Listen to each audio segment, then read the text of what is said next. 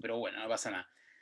Ya, como quieren que lo grabe, bueno, lo que me preguntas tú en relación a hormonas, mira, mejor hagámoslo de la siguiente forma. Voy a poner la presentación, ¿vale? Yo creo que sería mejor. Ah, pues acabo de matar la gallina de los huevos de oro acá.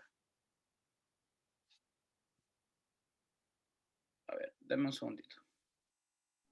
Bueno, no alcanza a leer nada. No, da igual, si con que lean o no lean no es un problema, sí. Yo creo que va más allá. Ya, espérame un segundito y pongo la presentación acá. Y a ver. Que es un lío esta cosa acá está.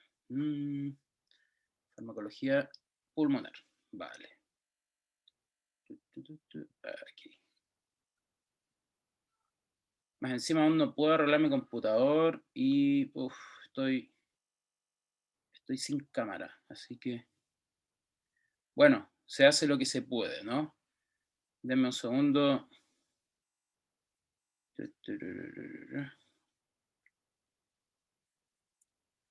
A ver, a ver, a ver, a ver. Yo voy poniendo la imagen y me van contando si es que es la consulta que tienes. Ya, aquí tengo la presentación. Ya, ¿cuál imagen será? A mí me sale que es la número 28. La número 28. A ver, ¿cuál será esta? ¿Qué imagen es la que aparece? Es como una tipo tabla, Ya, pero blanca, completa. una tabla blanca. ¿Me estaré volviendo loco? No sé. A ver, tú dime, ¿ves lo que estoy pasando acá, no? Sí, profe. Vale. A ver.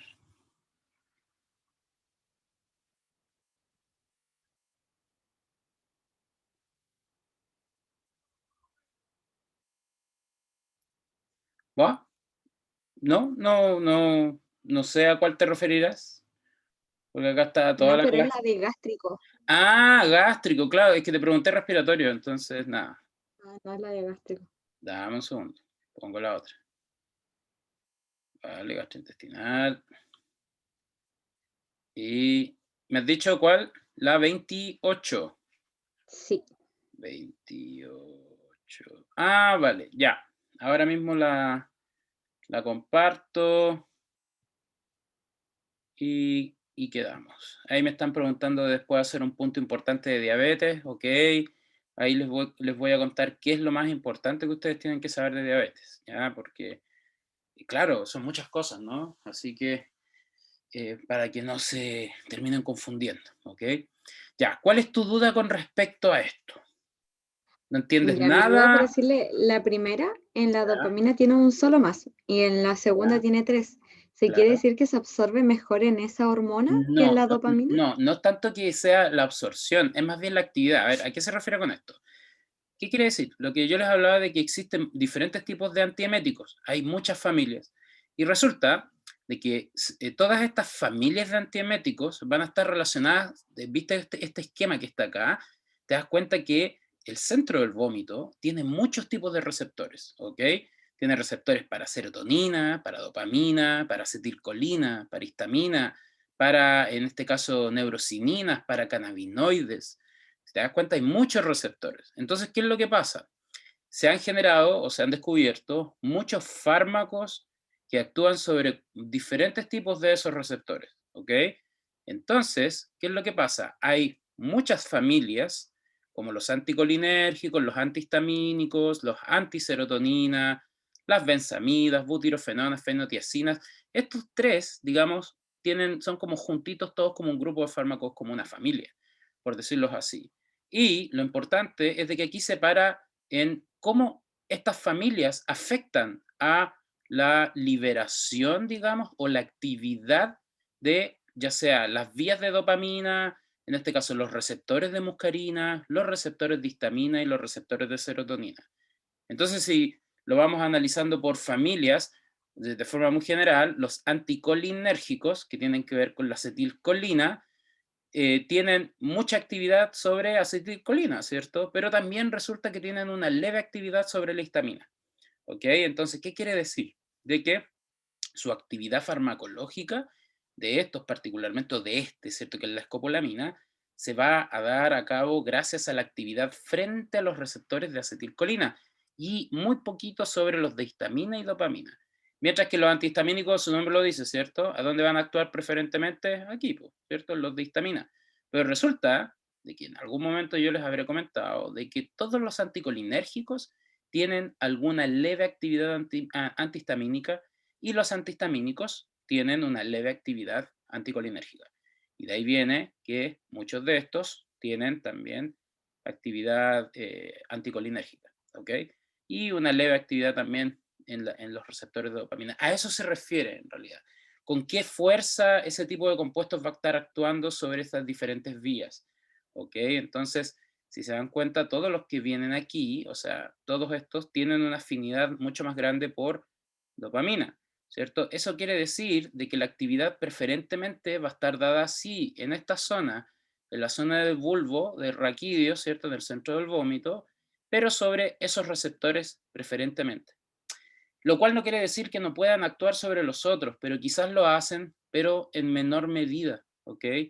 Pero la actividad farmacológica en sí va a estar, digamos, directamente relacionada con estos receptores. Fíjense, la domperidona, ahí, ¿cierto? Ustedes saben que es un antagonista de 2, entonces fíjense, la actividad sobre los receptores de 2 es muy grande, ¿no?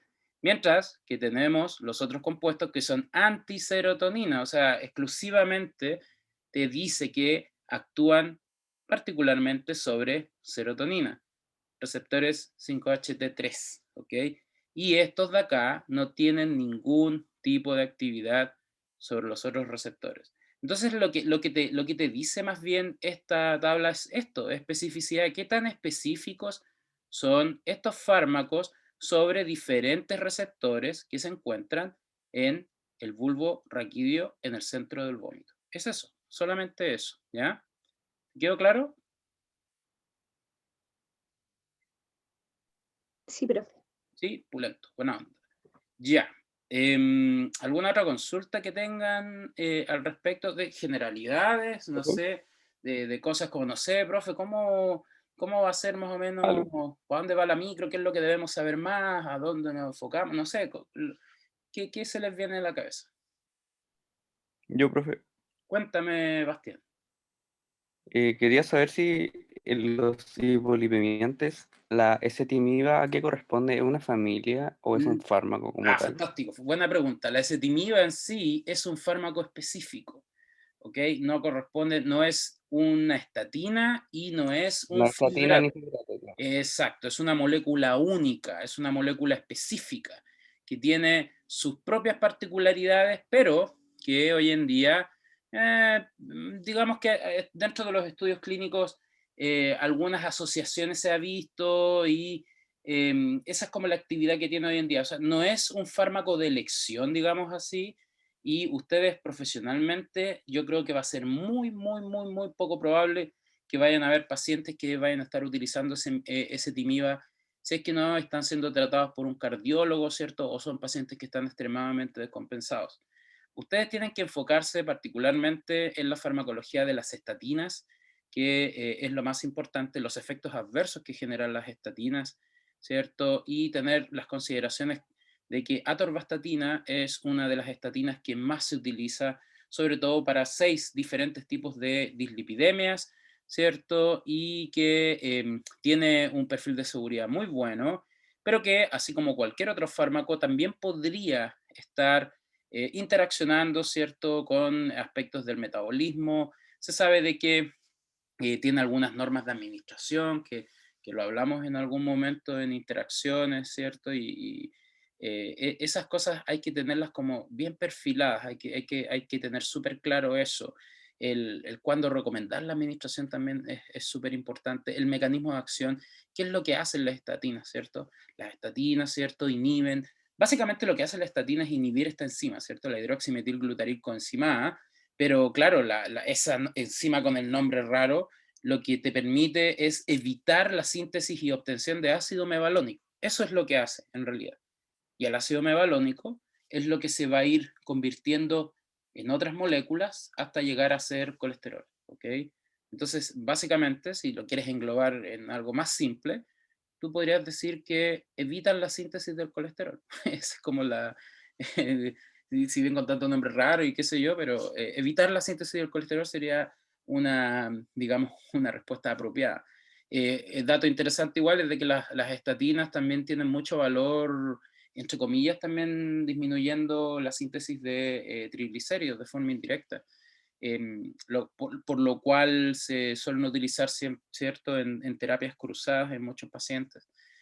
Por otro lado tenemos los fibratos, ¿cierto? Y les comenté, si bien hay como 4 o 5 que son de primera generación, el clofibrato, el ciprofibrato, etcétera. El que más se utiliza hoy en día en la clínica es el gemfibrosilo, y el gemfibrosilo tiene una utilidad única, específica, que es para pacientes con hipertrigliceridemia. Paro entonces, para que no se corte. Me dicen cuando vuelva la conexión bien. ¿Ahora sí? Yo lo Ya. escucho bien, profe. Ya, ahí Ahora sí. me van diciendo nomás, pues si de eso se trata. Me van diciendo y yo ahí voy parando un poco. Entonces, al fin y al cabo, el uso de... Profe, disculpe, ¿Perdón? ahora que estaba hablando de los fibratos, justo tenía una duda sobre eso, si me lo Ya. puede resolver. Sí, claro, cuéntame. Es que en una parte habla de un mecanismo como de la inhibición de OATP y eso, y habla del CYP3A4, y tengo la duda con eso, ese mecanismo que sale ahí en el PowerPoint, como que no sé si hay que profundizar más en ello o Ya, es como un dato extra. ya dame la página y yo lo... Ah, tú hablas de los transportadores ATP 1B1, ¿no? Sí, profe, es en Ya, la diapo 14. Ya, mira, resulta de que estos sistemas, a ver, para que entiendas un poco la generalidad de por qué comento estos sistemas. Resulta de que el metabolismo, ustedes saben de que principalmente ocurre del hígado, ¿cierto? Y el hígado tiene un sinfín de enzimas. Y dentro de ellas está todo este complejo del citocromo, ¿no? Y claro, y entonces, si a ti de forma general te preguntan, ¿qué es lo que metaboliza los fármacos? Tú dices, vaya, el citocromo P450, ¿cierto? Eso es lo que sabemos. Pero resulta de que existen otros métodos, otras formas en las cuales los fármacos son transportados, se mueven en el organismo, que de una forma u otra podrían estar influenciando sus aspectos de metabolismo también. Entonces, pensar con esta lógica. Un fármaco no se va a metabolizar por una isoforma del citocromo si es que el fármaco no está dispuesto ahí en cantidad para que venga la enzima y se lo coma, por decir así, o lo inhiba, o lo induzca, o lo que sea, ¿no? Entonces tiene que llegar ahí de una forma, y para eso existen estas proteínas como la OATP, P1B1 y un sinfín de otras familias. A esas se les llaman ATP binding cassette, que son proteínas que permiten el transporte. Entonces simplemente es solo para que aparezca ahí, se los digo desde ya, yo no voy a consultar nada con respecto específico a eso, así que lo que sí me interesa es de que ustedes sepan de que son profármacos, ¿cierto? Y tienen estas características que llegan y se metabolizan o vienen en esta forma que al fin y al cabo favorece aspectos de su farmacocinética, que sepan de que hay algún grado de interacción con el citocromo CYP3A4 en específico. Mucho ojo con la atorvastatina, ¿cierto? Que tiene una vida media larga, ¿cierto? Una biodisponibilidad que quizás no es muy buena, pero a nosotros nos interesa la vida media como es amplia, a ti de una forma u otra te da esa facilidad de que puedas administrarlo a cualquier hora. Entonces tú puedes recomendar esa administración, ¿ok? Entonces eso yo creo que es lo más importante, ¿ya? Los regímenes normalmente que se suelen utilizar para la atorvastatina a día de hoy siguen siendo dosis única, ¿cierto? Nocturna, que la siguen indicando de esa forma, pero es súper importante saber de que hay que tener ojo con los famosos efectos adversos de hepatotoxicidad, que suelen ser cuando las dosis son extremadamente elevadas y hay, por ejemplo, interacción de otros fármacos, ¿cierto? Que podrían potenciar esa hepatotoxicidad. Y por supuesto el temita este de los problemas musculares, ¿cierto? Las miopatías o las potenciales rhabdomiólisis que pueden ocurrir cuando, insisto, son dosis extremadamente largas o grandes. Pero eso normalmente no va a ocurrir con una persona joven, ¿cierto? Según las nuevas clasificaciones de la OMS, ahora la amplitud, la juventud se amplió, hay un rango de edad mucho más grande, entonces necesita estar con una persona que esté tomando 20 miligramos de uno de estos fármacos de forma crónica. Es muy poco probable que llegue a producir estos tipos de efectos adversos, a menos que esa persona esté ya con algún tipo de deterioro o que esté con otros tratamientos que puedan potenciar ese efecto. ¿Ok? Así que después me acuerdo que venía una tabla de cómo se llama, del indicio de las mialgias, si no me equivoco, y simplemente habla de dónde ocurren particularmente. Aquí lo único que me interesa es que sepan que en algún momento ustedes van a tener algún paciente que probablemente se va a ver afectada por estos problemas musculares, y ustedes pueden inmediatamente llegar a deducir de que pudo haber sido por el tratamiento con estatinas quizás. Entonces esas cosas son importantes que las tengan en contexto, ¿ok? Volviendo al tema del fibrato, el fibrato es súper específico para ciertas medidas, ¿cierto? Fisiológicas, ¿cierto? O patológicas. Cuando, por ejemplo, tienes a un paciente con sobre 500 miligramos por decilitro de triglicéridos, ahí cambia un poco digamos, la lógica del tratamiento. Quizás la estatina ya no es apropiada y se suele, en este caso, iniciar el tratamiento con un fibrato, ¿cierto? Que en este caso sería el caso de gemfibrosilo en particular. Y tienen que pensar de que el tratamiento con estatinas o con fibratos específicamente tiene que valorar también el estilo de vida. Si se dan cuenta en los esquemas, en un algoritmo que aparece por ahí, el estilo de vida siempre va asociado, ¿cierto?, al tratamiento farmacológico. Y por supuesto, las metas terapéuticas siempre tienen que ir en reducir los valores, ya sea del LDL, ¿cierto?, y por supuesto de los triglicéridos a valores que se consideran normales, ¿ok? Por ahí va un poquito la historia y lo que tienen que tener en cuenta, ¿ok? De forma general. ¿Quedó claro eso? Gracias, Sofi. Ya. Sí, ¿puedo hacer otra consulta de justo esos medicamentos? Sí, claro, claro, Lo que pasa es que en una tabla, en la lovastatina, sale sale dosis de 10 y en la clase usted mencionó dosis inicial de 20.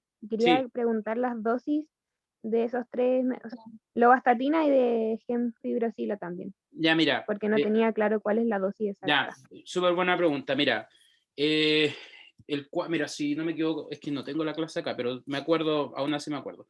La atorvastatina, según en la clase, se te aparecía un cuadrito que era naranja o amarillo, por ahí, naranja, quizás estoy viendo mal.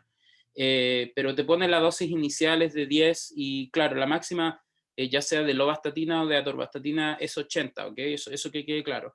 Pero resulta de que con el paso del tiempo, en las nuevas disposiciones clínicas, se ha definido que el uso de lovastatina puede partir desde los 20. Pero eso no quita el hecho de que alguien pueda partirlo desde 10, porque es una dosis realmente que se suele administrar. Así que tener en cuenta de que atorvastatina parte desde 10 a 80 y lovastatina podría partir igual de 10 a 80, pero la segunda descripción de la guía clínica te pone que la lovastatina parte de 20, pero en realidad en este caso la estatina con la cual ustedes van a tener más, digamos, acercamiento va a ser con atorvastatina, ¿ok? Así que es ese tipo de datos que no te generen dudas, porque vas a encontrar cosas bastante interesantes, la verdad, cuando estés trabajando algunas dosis que son bastante fuera de lo común.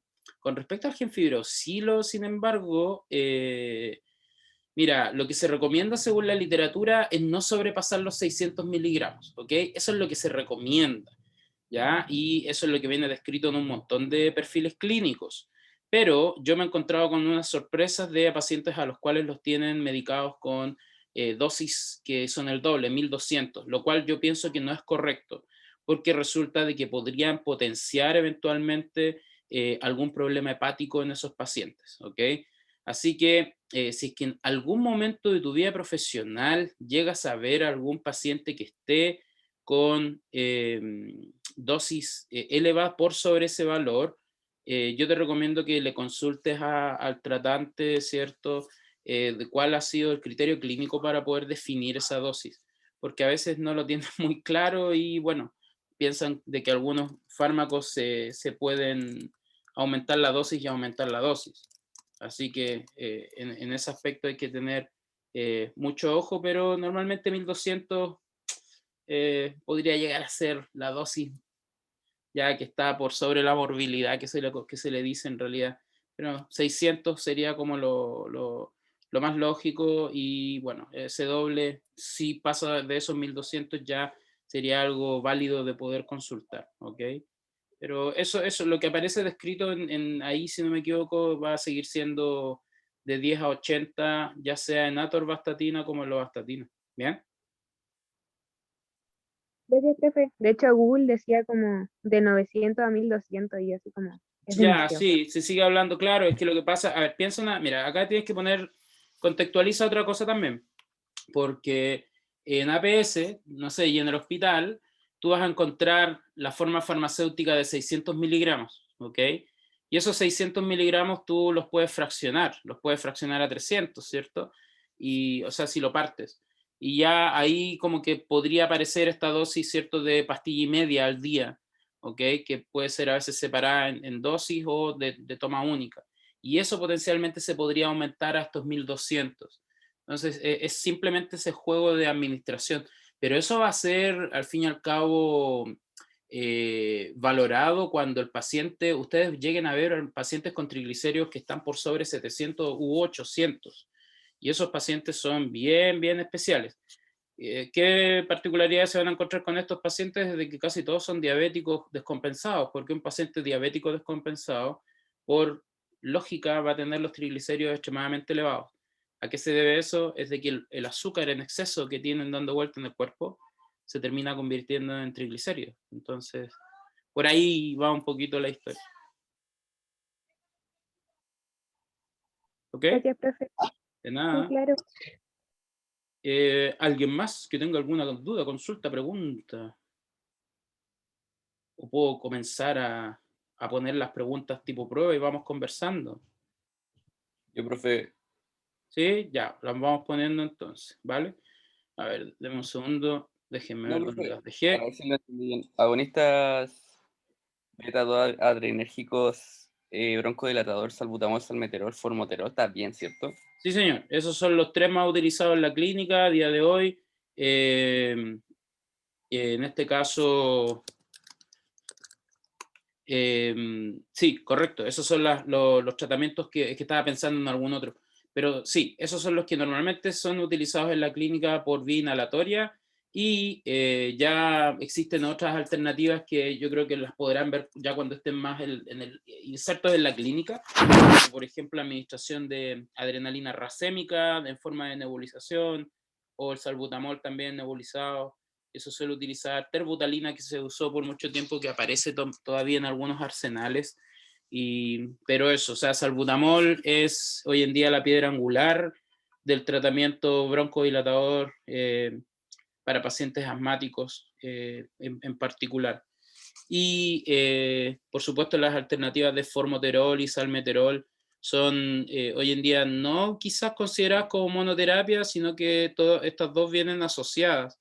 Así que como les comentaba, y bueno, con un compañero de ustedes ahí que estuvimos hablando, estos tratamientos que son asociados tratan de justificar un poco esa actividad broncodilatadora y a la vez antiinflamatoria. Es porque los pacientes han generado ya tanto un proceso inflamatorio en los pulmones que requieren de de estas otras asociaciones, ¿ok? Así que sí, es correcto lo que me comentas tú. Ok, gracias, profe. Ya, nada. A ver, otra cosa que me habían dicho al principio es hablar un poco de diabetes de una forma, digamos, los puntos específicos o más importantes de la diabetes. A ver, la diabetes tiene algo bien particular de que, bueno, es algo que yo les dije a ustedes, es la patología que ustedes más van a estar viendo cuando estén trabajando, ¿ok? Entonces aquí hay varios puntos que a mí me gustaría que les quedaran súper claros. Si bien en la clase yo les mostré varias alternativas, ¿cierto? Varias alternativas. Partamos primero con lo que son inyectables, ¿cierto? Tenemos las insulinas. Dentro de las insulinas sabemos que tenemos muchos tipos de insulina, ¿cierto? Tenemos insulinas rápidas, ultra rápidas, intermedias, lentas, muy lentas, ¿cierto? Y lo que es importante tener en cuenta es de que ustedes cuando tengan su primera interacción con la vida profesional, ya sea en prácticas o cuando ya estén trabajando en APS o en atención secundaria, con lo cual se van a encontrar va a ser con las insulinas clásicas, que son las insulinas intermedias, como la insulina NPH, que es la que más se utiliza, y la insulina rápida, que es la insulina cristalina, que es una insulina que se suele utilizar aquí en la ciudad, bueno, aquí en la ciudad de Arica, ¿cierto? Estoy atemporal en este momento. En la ciudad de Arica, la que se suele utilizar a nivel de atención primaria de salud es la insulina NPH, así que ojo, a esa es la que le tienen que poner ojo, ¿cierto? Y sobre todo lo de los esquemas de dosis, ¿cierto? El asunto de cómo calcular la dosis, de tener en cuenta eso a modo ya de ustedes para que lo tengan en conocimiento, qué es lo que hace acá. Media hora, o sea, hay que ministrarla media hora antes de, ¿cierto? ¿Qué consideraciones generales hay que tener con respecto a ella? Y ya em, cuando pasan ya a la atención secundaria, el especialista o la especialista, ¿cierto? Lo que hace es recomendar que cuando el paciente ya en APS sobrepasó las 50 unidades diarias, ¿ok? En atención secundaria le suelen ya sea meter la insulina cristalina en la hora del almuerzo, porque resulta de que el esquema, ¿cierto? De NPH parte con insulina nocturna, que son 8 o 10 unidades, y si el paciente ya no responde frente a esa dosis, se suele aumentar y se suele separar en dos dosis, una mañana y una noche, en 2/3 de la dosis y 1/3 de la dosis en la noche. Cuando el paciente supera las 50 unidades diarias, se le manda al hospital y el médico a la hora del almuerzo le suele meter la rápida. Esa es como una forma inicial que tienen para poder controlar, digamos, la diabetes en esos pacientes. Más allá de eso, en el hospital también manejan de las otras insulinas, pero son dadas a pacientes muy específicos. ¿Ok? Por ejemplo, si a alguien le toca estar eventualmente en el poli de diabetes, va a ver a los pacientes que van a estar con insulinas ultra rápidas, a los cuales se tienen que administrar, por ejemplo, junto con la comida, para poder dar la cantidad de insulina que es necesaria, ¿cierto? Para, digamos, el desarrollo del día normal para un paciente diabético. Entonces, esas cosas son las importantes ahí. Mientras que en todo lo que son hipoglicemiantes orales, si bien les nombré un montón de alternativas, muchos fármacos y un montón de payasadas, por favor pónganle mucho ojo a la metformina. La metformina tienen que conocerla al revés y al derecho, ¿ok? Es una sustancia que su mecanismo es un poco raro, pero que de una forma u otra interviene en el metabolismo oxidativo de la glucosa, ¿cierto? Que puede ser administrado en dosis, en APS, por ejemplo, se administra en la metformina de 850 y esa se puede administrar hasta 2550 miligramos al día. Siempre hay que recomendarla con alimento. ¿Por qué? Porque uno de los efectos adversos más complicados que tiene son la intolerancia gastrointestinal, la producción de diarrea, malestar gastrointestinal, ¿cierto? Y los pacientes dejan de tomar el medicamento porque ya no lo toleran. Y por supuesto, es la primera línea frente al tratamiento de la diabetes de tipo 2. Hay varios algoritmos, ¿cierto?, relacionados con lo mismo, en los cuales se va manteniendo una lógica de aumento de dosis hasta llegar a la dosis máxima, y ya cuando los pacientes no toleran, por ejemplo, esas dosis digamos, tan altas de 3 metforminas al día, lo que suele ocurrir es de que al paciente se le suele hacer cambio quizás a estas alternativas de 1000XR, en las cuales toman un solo comprimido diario y estarían reemplazando 2 dosis diarias en una. Y eso favorece bastante la adherencia, que es el gran problema que existe con los pacientes cardiovasculares. ¿Ok? Y por otro lado, dentro de los otros fármacos a los cuales hay que ponerle mucha atención, también son, en este caso, a la glibenclamida, a las sulfonilurias, ¿cierto? La glibenclamida es otro de los fármacos que son más utilizados también en atención primaria. ¿Cuál es el gran tema con glibenclamida? Es de que es un fármaco que hay que valorar mucho, controlar mucho al paciente porque puede generar hipoglicemia de forma más rápida de lo que uno se imagina, de la misma forma que lo hacen las insulinas. Entonces, hay que tener mucho ojo con eso. ¿Ya? Hay que valorar ese tipo de situaciones, ¿cierto? Y también hay que entender de que por otro lado la metformina es un fármaco muy seguro, mientras que la glibenclamida en dosis mayores de 15 miligramos al día podría llegar a generar ya algunos otros problemas. Y todos los demás fármacos, ¿cierto? Las glinidas, ¿cierto? Las glitazonas, ¿cierto? Ya después todos los que son los inhibidores y en este caso que están relacionados con la liberación de incretinas, son todos fármacos de nueva generación que muchos de ellos probablemente los van a ver, ¿cierto?, de una forma relacionados con pacientes que ustedes vean que están siendo tratados por especialistas y que dentro de sus regímenes cambian un poco la forma en las cuales se administran estas sustancias. Pero de ellos tienen que conocer las generalidades, mientras que de metformina y glibenclamida, eso los tienen que conocer al revés y al derecho, los esquemas, ¿cierto?, los algoritmos súper importantes, pero ustedes, los algoritmos, si se van dando cuenta, van siempre con una misma lógica, ¿cierto? Ir controlando al paciente. Ah, si el paciente está bien, nada. Si el paciente está mal, se hace otra cosa. Y así sucesivamente, ¿ok? No sé qué otra cosa podría profundizar más. Bueno, ahora tengo una pregunta que es de diabetes, que la vamos a ver, la vamos a analizar. Y también viene una de respiratorio, una de gastrointestinal, una de cardíaco, ¿cierto? Y una de respiratorio. Así que, dicho eso, bueno, me preguntan acá en cuál de los 5 temas me voy a enfocar más. A ver, yo en ese sentido trato de ser lo más equitativo. O sea, si son 5 temas, digo, no sé, pues, saco 5 preguntas por tema. Entonces digo 5 por 5, 25. Entonces serían 25 preguntas y le sumo unas cuantas más para que queden unas 30, 32 preguntas, 33. Así que no es como que va a haber un enfoque específico. Yo trato de, siempre, si digo 6, 5 temas, trato de separar la misma cantidad de preguntas por tema, que es lo que a mí me interesa más. Pero estaba revisando y creo que le di más a unas cuantas más, quizás a cardíaco, a hipertensión, antihipertensivos y a diabetes. Esos dos son los temas más a los que más enfoque le estoy dando, entre comillas. Así que, si es que no sé si responde tu pregunta, Melanie, pero por ahí va un poquito la historia. ¿Sí? De nada. Ya, a ver, vamos a ver las preguntas que tengo, po, para ver si es que me las responden y se van a tomar tecito, se van a tomar choca. Ya, a ver, voy a compartir esta cosa. ¿Dónde estás? Vale, aquí. Ok, entonces tengo acá 5 preguntas, ¿cierto? Que son como una por tema, en realidad.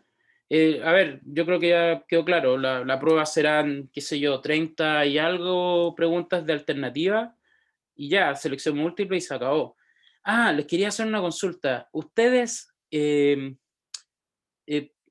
por dónde normalmente, qué otra plataforma utilizan otros profesores para evaluarles a ustedes? ¿El eLearn, el UTAMed, lo han utilizado alguna vez? El Este año año pasado solamente Google usábamos Forms. eLearn.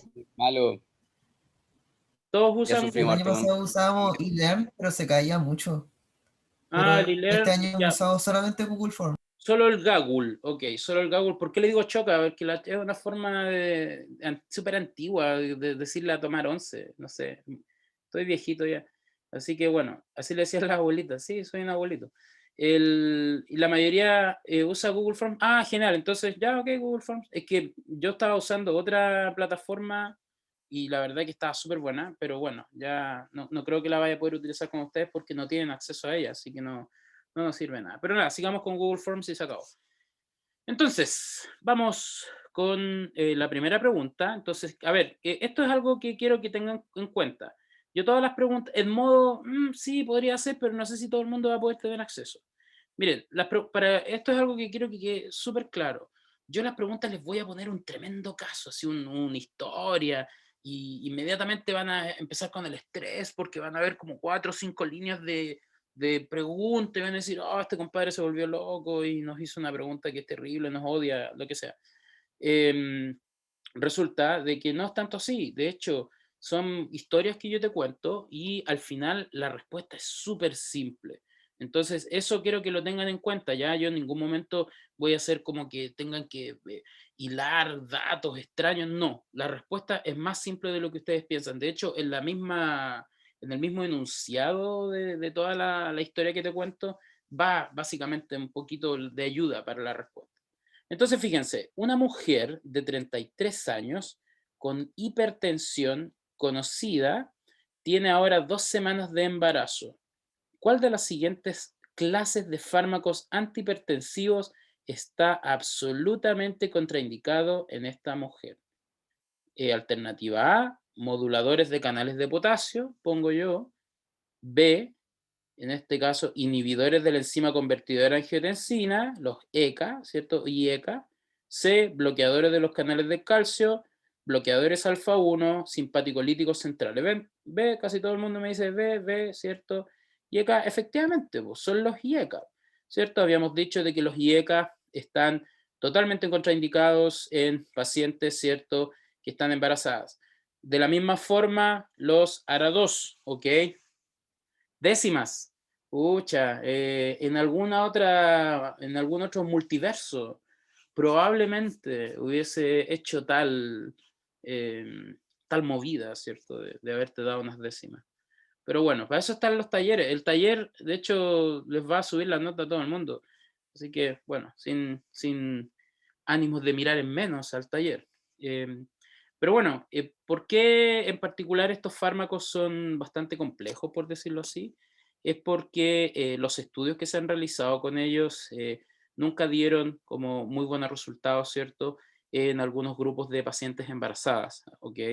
Mientras que todos estos que están acá son alternativas de que quizás tampoco algunos de ellos se podrían utilizar, pero absolutamente los inhibidores de la enzima convertidora de angiotensina y los ARA2 no se deberían utilizar, ¿ok?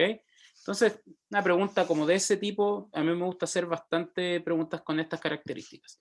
Fíjense, una pregunta terrible, larga, qué terrible, ¿no? Horrible, fantásticamente larga. Un paciente diagnosticado de temblor esencial y asma bronquial acude a su médico por intolerancia al salbutamol, fármaco prescrito para el control de su sintomatología, por exacerbación del temblor y marcada limitación de su calidad de vida. ¿Qué otro broncodilatador se le podría prescribir sin que le repercutiera de forma negativa en su enfermedad de base? A, terbutalina, B, salmeterol, C, formoterol, D, bromuro de ipratropio o la E. Ya, todos los que contesten me tienen que decir por qué. Ya, Sebastián ahí puso la E. ¿Por qué la E, Sebastián? Ah, bueno, ahí después te cambiaste. La D, Paula. Paula, ¿por qué la D? ¿Por qué, Sebastián, la D? Denme una respuesta. ¿Por qué jodiste, Rixi, si no está difícil, po? Justifíquenme, ¿por qué la D? Profe, ¿le puedo decir por acá? No, dilo nomás. Oye, que nadie te va a decir nada. Y si alguien se llega a burlar de ti, yo me voy a burlar de esa persona. No, mentira. No, si esto no es motivo de burla ni de nada. Dilo nomás, que no te preocupes. Si esto no es un... no va a estar mal, ¿ok? Aquí nadie se equivoca. Si aquí todos aprendemos al final. Porque el bromuro de ipratropio se usa cuando las personas no pueden usar salbutamol. Ya, sí, a ver, Por eso. mira, al final es como una respuesta que muchos pensarán que es como muy simple y básica y en realidad es tan así de simple. Tienes que pensar, si lo vemos, si tratamos de darle más puntos a lo que dices tú, piensa en una cosa. Si yo estoy diciendo que el paciente ya viene con temblor y con asma y dice que tiene intolerancia al salbutamol, probablemente, ¿cierto?, el salbutamol le está generando como familia de fármacos todo este problema del temblor, porque habríamos dicho eso. Resulta que si yo le doy terbutalina, salmeterol o formoterol, voy a estar generando exactamente lo mismo, porque el salmeterol y el formoterol hacen lo mismo que el salbutamol, pero duran más nomás, ¿cierto? Entonces el paciente va a terminar con más temblor y con más problemas, exacto, más problemas, ¿cierto?, que le van a desembocar estos fármacos, ¿no? Mientras que el bromuro de ipratropio es un broncodilatador y no actúa de la misma forma que lo hacen estos, ¿cierto?, beta-agonistas, ¿cierto? Lo que hace el bromuro de ipratropio es antagonizar los receptores de muscarina, de acetilcolina. Entonces, habíamos dicho que antagoniza de forma tal que permite que se aperture un poco más, ¿cierto? Sin dejarlo, permitiendo que la acetilcolina haga lo suyo, porque necesitamos acetilcolina, ¿ok? Por aquí dicen, creo que el paciente tiene alguna afección cardíaca. Sí, yo también pensaría lo mismo, pero también ojo con el tema de que habíamos dicho en algún momento de que salbutamol, cuando se usa de forma muy prolongada, suele perder selectividad. Entonces, al perder selectividad, ya no estaría actuando solo sobre los pulmones, sino que también estaría actuando sobre el tejido vascular, los músculos, ¿cierto? Y el corazón, ¿ok? Así que la respuesta correcta era la C. Ah, no, perdón, era la D. Así que súper bien. Bien tu respuesta. Oye, mira, si al fin y al cabo uno cuando trata de buscar, de elaborar respuestas complejas, se enreda más, pues, y a veces lo más simple es lo que funciona. Todo claro, se dan cuenta, una historia larga, que al fin y al cabo ustedes dirían, ay, qué terrible, es muy largo, no entiendo, aquí y allá, y al final la respuesta es más fácil de lo que ustedes podrían esperar. La 3, fíjense, un hombre de 57 años con obesidad fue diagnosticado con diabetes mellitus de tipo 2. El paciente ha sufrido de EPOC por 5 años e hipertensión por 3. Dentro de su terapia actual se encuentra el bromuro de ipratropio y captopril. ¿Cuál de los siguientes hipoglicemiantes orales podría estar contraindicado en este paciente? En esta pregunta los voy a pillar.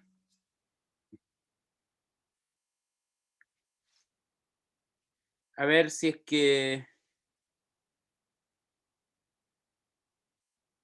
que alguien la contesta. Esto ya es como hilar más fino.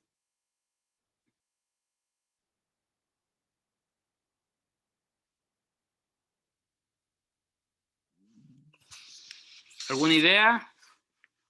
Contraindicado, fíjense, un hombre de 57 años tiene obesidad, tiene diabetes, tiene EPOC, ¿ok? Tiene hipertensión y se encuentra con bromuro de ipratropio y captopril, ¿ok? ¿Cuál de los siguientes hipoglicemiantes orales podría estar contraindicado en este paciente? ¿Por qué piensas que es la E, Paula? Porque la metformina es como súper segura. Ya, sí, entiendo el concepto de seguridad, ¿cierto? Pero resulta de que también hay que entender de que cuando tú tienes un paciente que está con politerapia y con en este caso, morbilidad, lo más probable es de que haya algún problema que le esté ocurriendo a este paciente en el cual metformina quizás no podría estar generando lo suyo. Estos dos fármacos de acá en realidad no generan ningún tipo de problema y al fin y al cabo, bueno, la respuesta es metformina en realidad, y se preguntarán por qué. Resulta de que, si se dan cuenta, esto es un paciente que está con diabetes, tiene problemas respiratorios y también tiene hipertensión. Entonces, lo más probable es de que este paciente esté generando alguna falla sistémica.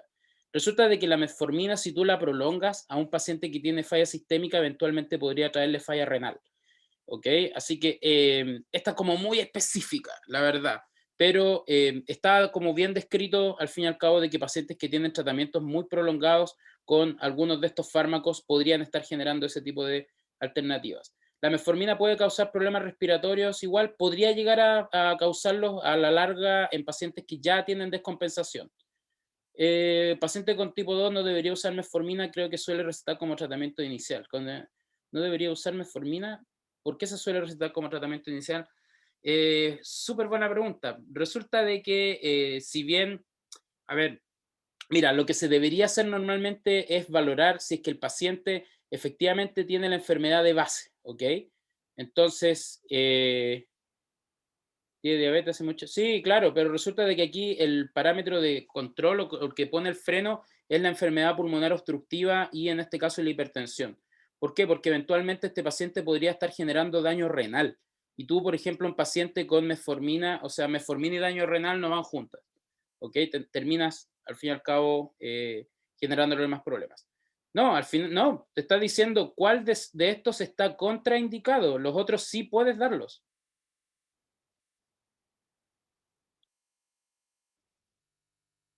Sí, sí, sí, sí. ¿Cuál está contraindicado? Este contraindicado, este sí se puede, este también. Estos dos no generan ningún problema y la glibenclamida en dosis bajas tampoco lo haría. Y bueno, la carbosa, para este tipo de pacientes normalmente no se utilizaría porque se usa para ciertos grupos muy especiales, ¿ok? Esta es como la más complicadita, entre comillas. A ver, preguntas de tipo, sí, algo rebuscada, pero les digo ya, dentro de como son 5 temas, ¿cierto? De cada tema por lo menos van a haber 2 rebuscadas por tema y listo. Pero tampoco así como tirada de las mechas de difíciles. Ya, otra más. Un paciente masculino hospitalizado de 34 años se quejó de tortícolis, muecas y espasmos de los músculos oculares un día después de la cirugía. El hombre recibió una droga intravenosa poco después de la cirugía para tratar las náuseas y los vómitos. ¿Cuál de los siguientes medicamentos antieméticos causó los síntomas del paciente? Ondansetron, escopolamina, dexametasona, metoclopramida, dronabinol o damperidona. ¿Cuál sería vuestra respuesta?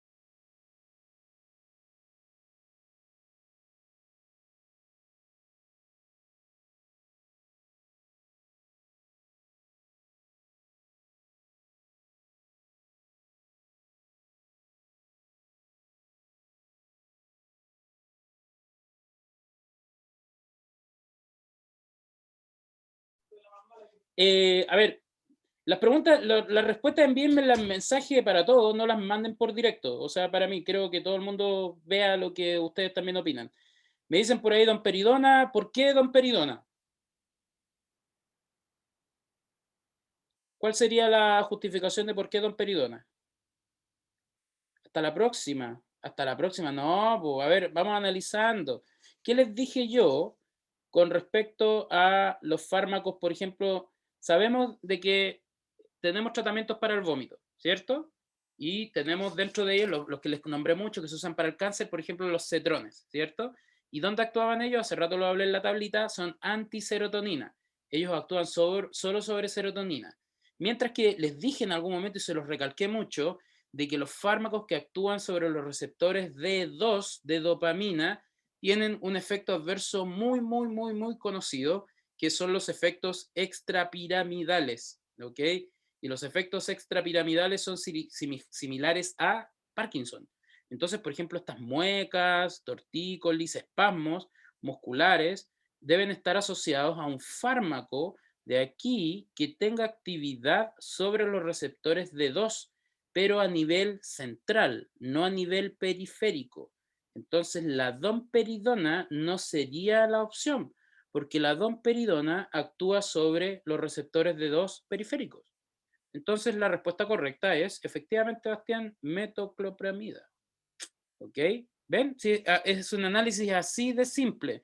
Dronabinol nada, porque dronabinol se suele utilizar como una alternativa cuando aprepitant ya no funciona, ¿cierto? Justo con dexametasona y ondansetron, ¿cierto? Dexa nada que ver porque es un antiinflamatorio y la escopolamina ni monos pinta en este caso con los receptores de 2, o básicamente es muy poquita la actividad según esa tabla inicial, ¿no?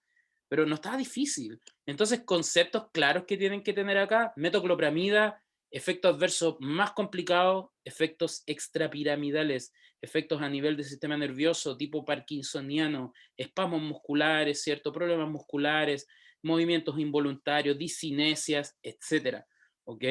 Mientras que ondansetron no genera nada de eso. Pero ¿cuál es el gran problema que podría generar ondansetron? ¿Alguien se acuerda? Como el efecto adverso más complicado, o la serie de efectos adversos que podría generar, que tiene que ver, ya, bueno, hombre, lo que hace es evitarlos, pues, los vómitos. Acuérdense, la alteración del segmento QT del electrocardiograma a nivel cardíaco, la metoclopramida también podría hacer eso, ¿ok? Y la domperidona también puede tener que ver con el segmento QT. ¿Y qué les dije también ese día? Recuerden, cuando ustedes vean un fármaco que actúa sobre los receptores de dopamina 2, probablemente va a generar problemas al corazón o estos problemas relacionados con el Parkinson, ¿ok? Y la última, una mujer de 21 años diagnosticada recientemente de hiperlipidemia familiar combinada, inició un tratamiento con lovastatina. ¿Cuál de las siguientes acciones moleculares es la más probable que medie la eficacia terapéutica del fármaco en la enfermedad de la paciente, en este caso? A, B, C, D, E o F. Técnicamente, ¿cuál es el mecanismo de acción de la lovastatina? En pocas palabras.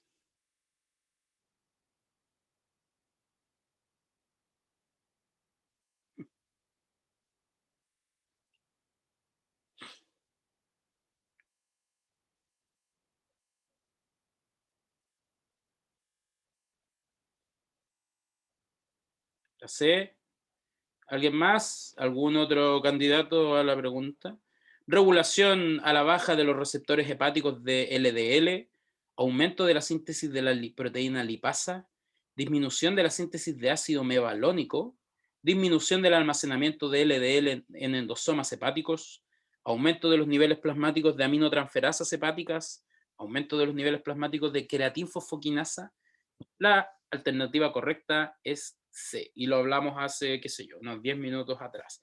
Ven que es súper simple la respuesta, si al fin y al cabo hay historias y un montón de payasadas ahí que en este caso podrían estar alterados, ¿cierto? O podrían modificarse ahí un poquito. Hoy estaba viendo, hay 43 participantes, ustedes son 95. Si hoy día hubiera sido taller, más de 50 personas hubieran tenido un 1. Así de hermoso hubiera sido. Podría ser el taller ahora, y así esos 50 se quedan con un 1. Sí, creo que sí. No, nada de malo, son irresponsables si saben que es taller hoy.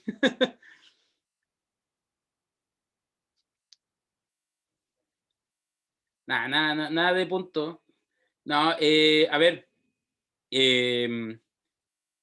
No, para el próximo taller yo creo que ahí vamos a informarlo bien. Bueno, y con esto terminamos, ¿cierto? Con esto terminamos el tipo de preguntas que voy a hacer en la prueba. Insisto, estas son, digamos, más preguntas, hagamos la prueba entonces de una, ¿no? Pero sin ayuda, eso sí. Sin ayuda mía.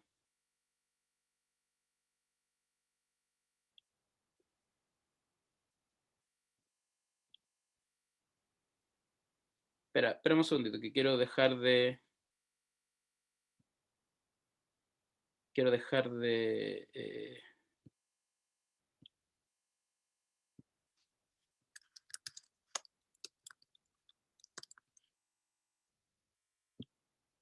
Espérame un segundito que se me trabó un poco el computador este.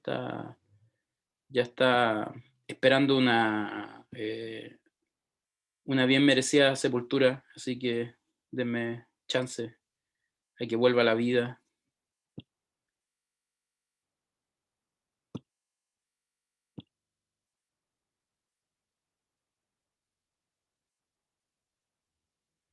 Su adelanto de la prueba, pues, responsabilidad, si tu responsabilidad es estudiar, pues, así que no sé no sé de qué estás hablando. Tranqui, oye, que les vaya bien, que les vaya bien, que les vaya bien.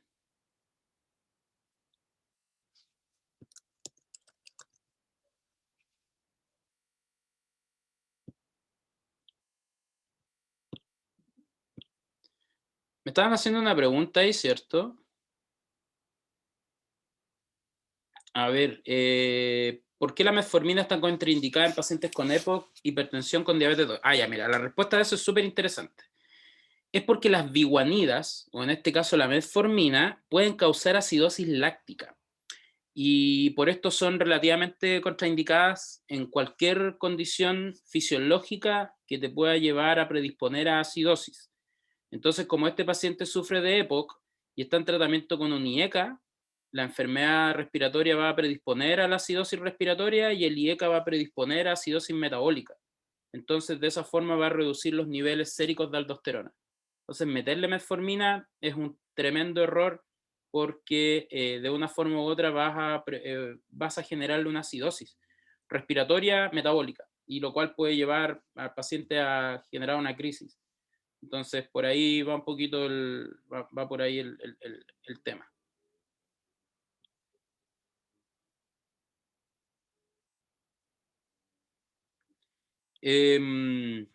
A ver, que les quede adelanto de la prueba por responsabilidad.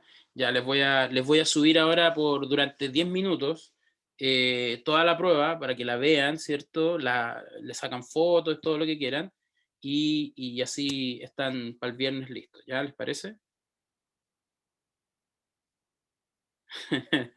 No puedo hacer eso. A ver, que la prueba no va a estar difícil, y 100% real, un link en 4K, por supuesto, no fake.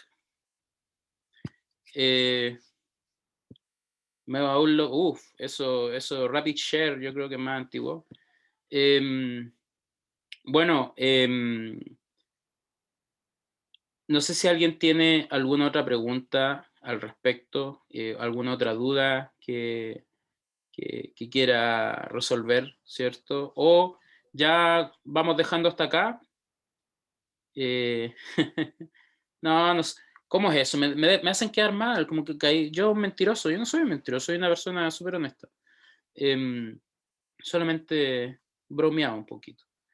Entonces, el día viernes, ok, yo voy a colgar la prueba, el link, se lo voy a enviar a través de la plataforma intranet, y también se los voy a enviar a través de su compañero, el Isaac. Así que ahí mucha atención.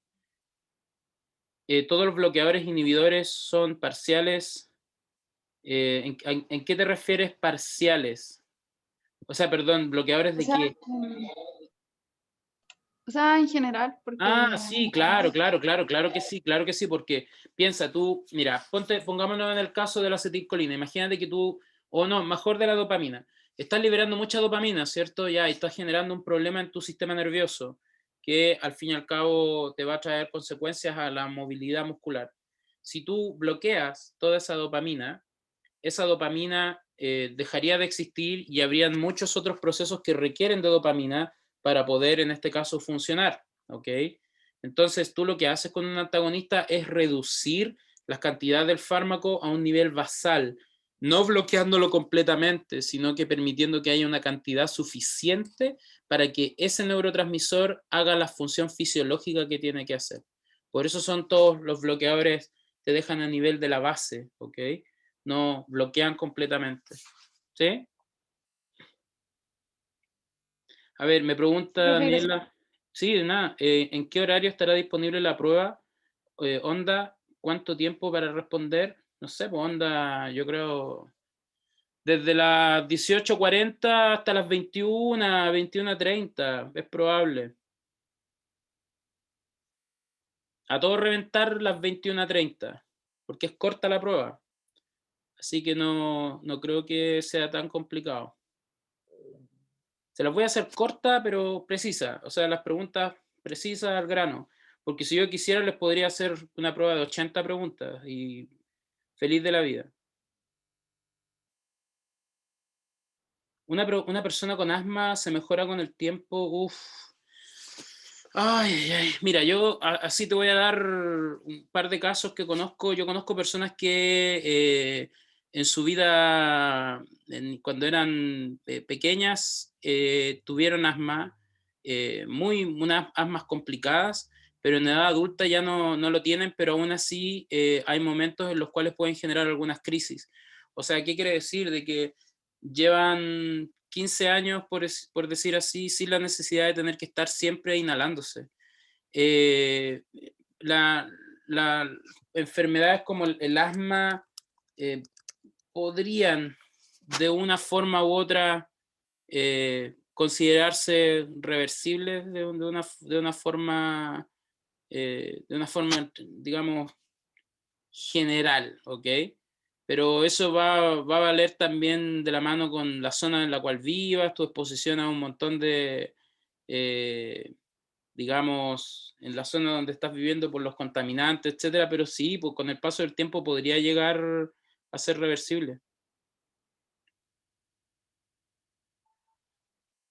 Un asma maltratada se convierte en irreversible y eso ya es complicado.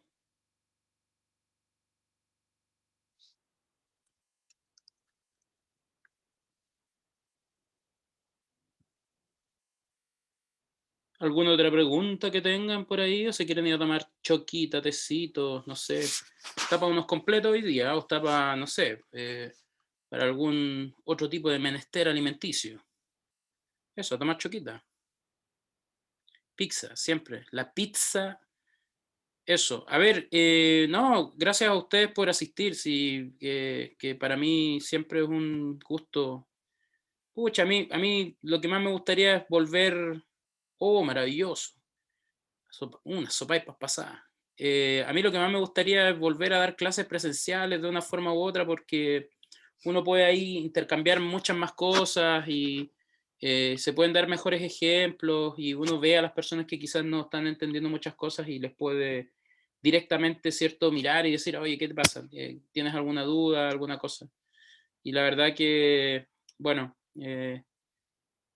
espero que en algún momento, si nos llegamos a ver, bueno, si ustedes me ven a mí, porque ustedes creo que me reconocerán, porque yo no conozco a nadie, espero que por lo menos me saluden, ¿no? Así que nada, nos vemos el día viernes, les mando el link, así que cualquier cosita, yo voy a estar atento al correo electrónico, por si tienen dudas, yo les voy a contestar de inmediato, ¿ok? Así que sin preocuparse al respecto. Y nada, ¿alguna otra cosa que quieran decir antes de...?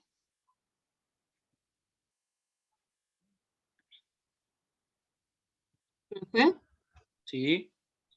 ¿le han dicho algo de los laboratorios presenciales? Yo no tengo la menor idea porque como no doy laboratorios, no sabría decírtelo. Lo que sí sé es lo que se comentó a principio de semestre con respecto a que creo que iban a ser semipresenciales ahora o desde el segundo semestre, algo por el estilo. Pero eso deberían consultárselo ya a la jefatura de carrera.